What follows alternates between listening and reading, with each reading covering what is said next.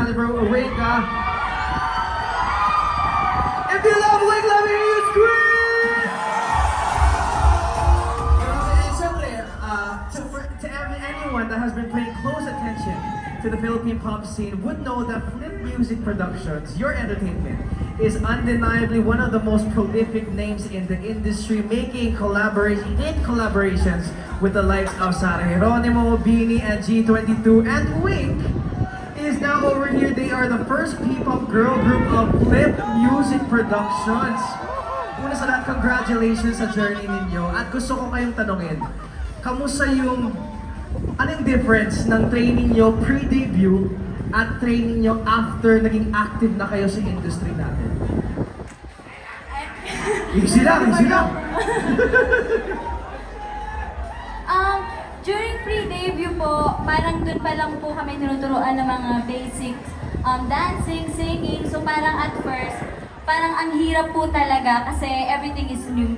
Pero nung after debut na po, ay nakapag-album launch po and everything, parang more on building po kung ano po yung naging foundation namin nung pre-debut. So, I would say po na super fun po talaga yung experience po namin. And mas lalo pa po kaming,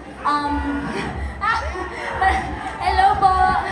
Mas lalo pa po kaming nagkakaroon ng inspiration po na mag-training po and to improve po. Kasi there's always a room for improvement. Other than that po, syempre po, with performing on stage, nakikita namin yung mga taong sumusuporta sa amin. Kaya sobrang thankful kami sa inyo, Winky! I love that. At syempre, alam nyo, as someone who's seen your journeys individually muna, tas naging group kayo, nakaka-proud talaga kayo. Congratulations! At syempre, meron kayong new album titled It Starts With A Wink. Tama? Pero ang tanong ko, di ba yung title It Starts With A Wink? Ano yung it na yan? What starts with a wink? Intro? Intro? Galing mo na. It starts with a wink.